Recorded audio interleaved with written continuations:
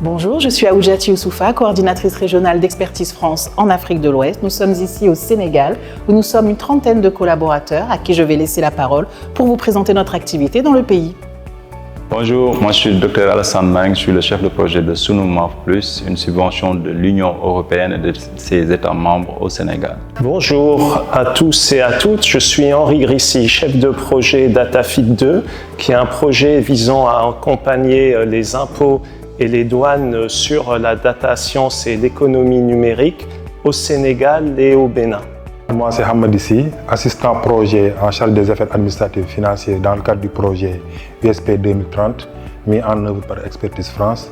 Nous mettons en œuvre au Sénégal le projet USP 2030, qui est une initiative, une initiative mondiale pour permettre à la DCI de mettre en place un écosystème harmonisé sur la partie protection sociale. Donc nous travaillons sur deux composantes. La première composante, c'est l'interopérabilité des systèmes de protection sociale avec la DGPSN. La DGPSN, c'est une structure administrative logée au ministère de la Famille qui est en charge de tout ce qui est protection sociale. L'autre aspect, la deuxième composante, c'est avec l'institution de coordination de l'assurance maladie obligatoire, qui est une structure administrative qui coordonne et pilote les activités des IPM. Et là, on travaille sur la digitalisation du parcours de soins avec les bénéficiaires des IPM. Bonjour, je suis Béatrice Aguirre-Noceda, je suis la chef de projet assistance technique du partenariat Edifice. Ce projet, il est mis en œuvre dans 5 pays, dont le Sénégal, la Mauritanie, la Guinée, la Côte d'Ivoire et le Tchad. Et il accompagne les institutions publiques à renforcer leurs stratégies, leurs politiques publiques ou encore leurs ressources humaines en matière d'égalité des genres. Et il accompagne aussi en parallèle tous les acteurs et actrices de l'écosystème genre pour améliorer la coordination. Plus concrètement, au cours de cette phase qui touche à sa fin très bientôt, nous avons accompagné un total de 23 institutions dans les 5 pays partenaires, dont une dizaine d'entre elles ont été dotées d'une stratégie d'institutionnalisation du genre.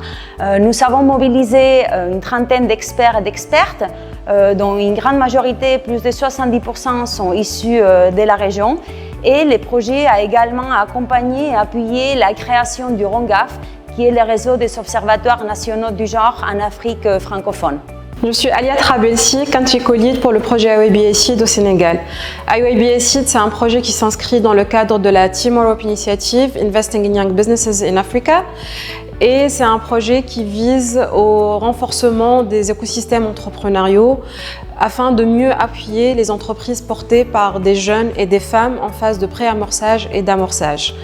Donc IOIB-SID, c'est un projet qui est multi-bailleur, l'Union européenne, l'Allemagne, la France et la Slovaquie. C'est un projet également multi-agences d'implémentation, Expertise France, GIZ, Enabel, SNV et Slovak Aid. Et on intervient également dans plusieurs pays, l'Afrique du Sud, le Kenya, le Bénin, le Togo et le Sénégal. Donc au Sénégal, IOIB-SID est mis en œuvre par Enabel et Expertise France et on intervient sur plusieurs volets dans le renforcement de capacités des structures d'appui aux entreprises, financiers et non financiers, pour mieux appuyer notre cible d'entrepreneurs en phase d'amorçage et pré-amorçage. On intervient également avec le gouvernement sénégalais sur la Startup Act et la loi d'autonomisation économique des femmes. Et on a aussi quelques activités sur la promotion de la culture entrepreneuriale.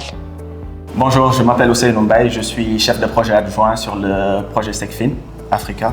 Bonjour, moi c'est Mariette Falipin, je suis experte clé prévention sur le projet SecFin Africa.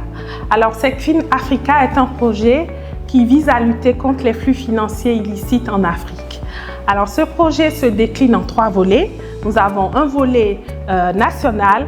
Le deuxième volet, c'est le volet régional et ensuite nous avons un 3e volet société civile. Donc c'est un projet qui est financé par l'Union européenne, l'Allemagne et la France et qui a un budget de 46,5 millions d'euros et couvre 49 pays de l'Afrique subsaharienne.